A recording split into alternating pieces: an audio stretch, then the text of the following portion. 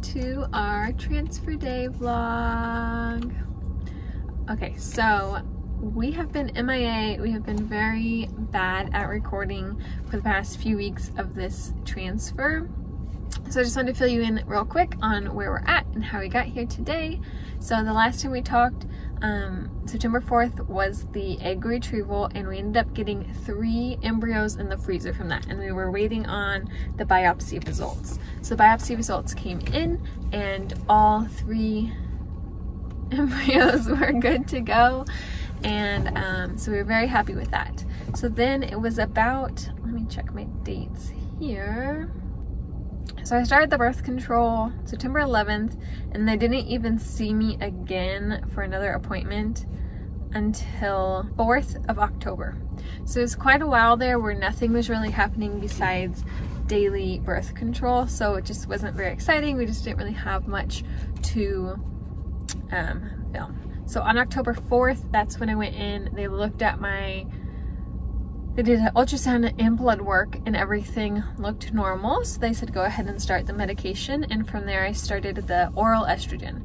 So I started 3 pills a day of oral estrogen, 2 pills in the morning and 1 pill in the evening. So on the 21st, a week ago today, was when we went in and had my final ultrasound to see if the estrogen had been working and just to see where my body was at as far as the lining. My estrogen, which they went at about 200, that was in the 800s, I believe. And my progesterone, which they wanted under 2, was like 1.25. And then my lining, which they wanted above an 8, was at a 14 and a half. So that was all good, and that was last Monday, and they said okay, you're ready to start the other meds so that you can do the transfer, and you can do that next week on Monday, which is October 28th, which is today. So last Wednesday, which would have been the 23rd, I started progesterone shots in the morning, and so that's just 1 big oil shot to the butt every day, and it's at 7 a.m. Her butt's a giant bruise. I've got bruises and it's not very comfortable. Saturday, I started taking additional pills. So this whole time I've been taking those 2 in the morning, 1 in the afternoon. That continues like even through today. And then Saturday, I started taking additional. So I have the doxycycline, which is that antibiotic that got me really sick with my polyp removal. But additionally, I also have this tablet I have to take in the middle of the day, and that's Medrol, and that also has to be taken with food or to make you sick, and it doesn't get along with doxy, so you have to make sure that you take them far enough spread apart so that you just don't get sick all around. So that has not been fun. It's been 6 pills a day since Saturday, and today's Monday, but that's going to continue today and tomorrow, I think, and then I'll start less pills. But for now, that's what's been going on. And then this morning I made sure to eat all of the foods that the wives' tales say. Wives' tales or wise tales? Wives' tales. Why? Wise? Why? The wise wives. The wise tales. wives' tales. Yes. I had avocado and pineapple and palm juice, which is so gross. So sour. It's really gross. It's so nasty. And I need to still do the Brazilian nuts, but I did buy them. So I did all of that, and then at 11 a.m. today I had to empty my bladder, and then now between 11 and 11:30, so in the next 6 minutes, I have to finish this whole water bottle so that my bladder is full for transfer. Now also, she's gonna get McDonald's French fries as soon as she's done. Yes, that is the other wise wife tale. Wise wife tales. So that's where we're at. That's how we got here today. You really didn't miss anything exciting, just a bunch of pills. And hopefully we're going in now. Hopefully we leave here pregnant.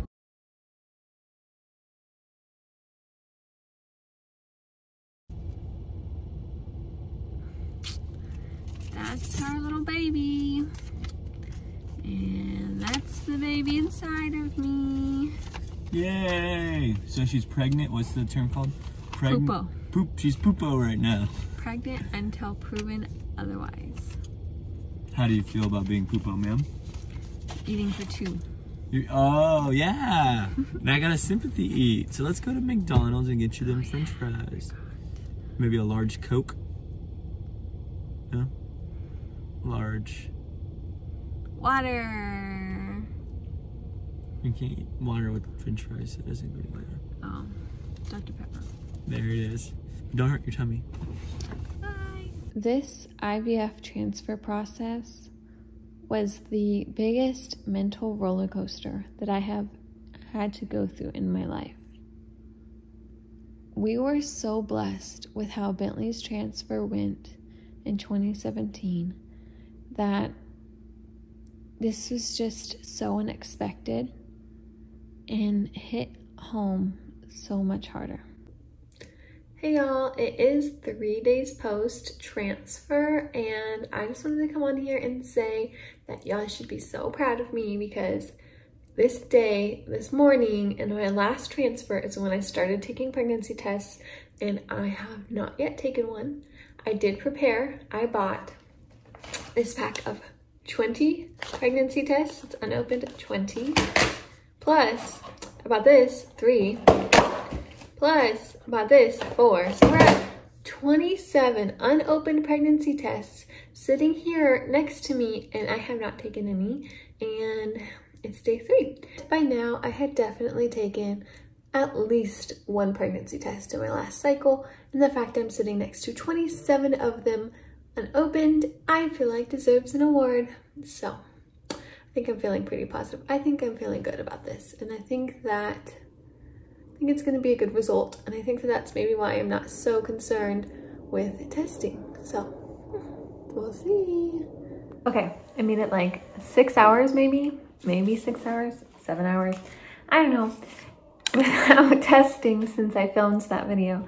And then Garrett's like, you should just take a test. And it's the middle of the day, and it's probably negative. But he's right, might as well just take one. So 1, 2, 3, 4, 5, 6, 7, 8, 9, 10. It's been so long since I've even taken one of these. Okay, just put it like that. Cover up. What am I looking at? That's the wrapper. Like this. Is it in here? What? Oh. See, there's no line. There's pee all over it. Well, obviously, that's how things work. Yeah, you're touching your pee right there. Make sure you wash your hands. Oh my gosh. See, there's no line. There's no lines. First test down, no lines. With Bentley's transfer, I tested on the 3rd day after, and I got a negative. On the 4th day after, I got a light positive. On the 5th day, I got a dark positive. And every day after that, it got darker. 3 days after transfer is the earliest that people normally get positives, according to the million Facebook groups I belong to and the Google searches that I've done. 4 and 5 days post are the most common days, mostly 5 days. Day 7 is quite a few less people. And by day 9, that's about the last day that you see people getting positives, and that number is very few. Past day 9, you can get a positive, but it's just not very likely. I started out this transfer process so confident. I could feel what I thought was the baby inside of me. I immediately grew attached to this little embryo that I had only had one picture of, one picture outside my belly, one picture inside my belly. And I didn't have this with Bentley. I mean, I didn't know what it was like to be pregnant. I didn't know, I guess it was just different this time since I've gone through it, but I immediately felt attached. And I felt really confident that it was working, and working right away. At this time, Garrett had told Bentley that there was a baby in my belly, and he was all about that idea. Bentley would kiss my belly, talk to it, try to look in my belly button and try to find the baby in there. So after day 3 or day 4, when I was getting negatives, I told Garrett I couldn't handle it anymore. The stress was getting to me, and I felt like I would be disappointing Bentley if things didn't go the way we wanted them to. So we stopped talking about it with him. I continued to test, and some days I tested more than once. just because I was looking for something so simple. I was only looking for a second line. How hard is that? Just give me 2 lines on the little test. That's all I'm asking for. Yet that line just didn't appear. Day after day, test after test. I think I took 3 or 4 tests in a single day. And it wasn't a morbid thing. It was just a thing I was trying to do to make myself happy. As soon as I saw that line, I would be happy. That's all I needed, was that second line. And then my worries, my stress, it would all be gone. On day 6 post-transfer, I had gone over to my sister's house. And at this point, I had not told any of my family about the transfer. And it was something that I prefer to keep things to myself until I know the answer. I don't like situations that I can't plan for. And so I don't like talking about them with other people. And it's just not something that I'm comfortable with. On that 6th day when I'd gotten my negative, and at this point, we're 2 days past when I got my first positive with Bentley. So I was not feeling good. My sister asked me, when's your transfer going to be? How's everything going? I told her, I'm sorry, but I can't talk about it right now. I said, I'm not doing very well mentally, and it's just not something I can talk about. She pressed on and asked me to tell her what was going on. I explained further that I could not talk to her about it, and I burst out into tears immediately. I didn't talk to her about it that night, but I'm not a crier. I am not one who shows emotion, and that's probably one of the first times in my adult life that my sister has ever seen me shed a tear. But I couldn't control it. My emotions were all over the board. I don't know what made this time so different. I don't know what made it so emotional. I mean, obviously, the negatives, but I just never expected it to hit me so close to home. Even before transfer, I knew that everything would be just fine if it didn't work. I have Bentley, and I'm so lucky for that. We have the greatest life, and we're so comfortable where we're at now. Everything would be fine.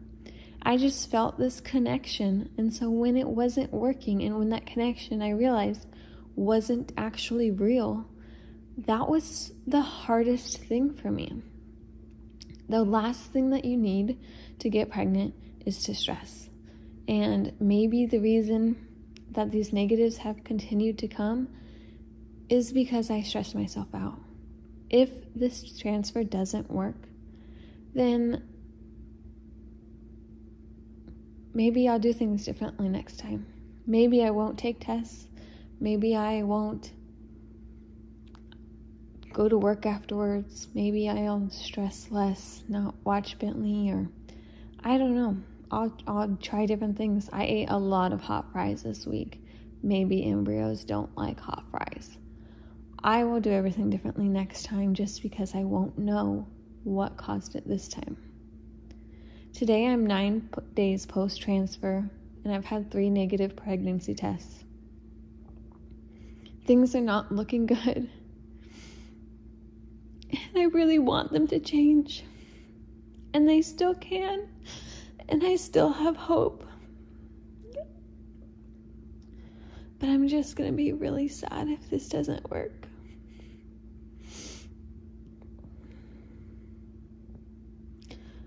We've shared this whole process with YouTube, and it's kind of our way to keep our family in loop, near and far. I'm going to share this process no matter what the result is. But know that even if this result is positive, and I pray that it is, this journey is not always as easy as it may seem.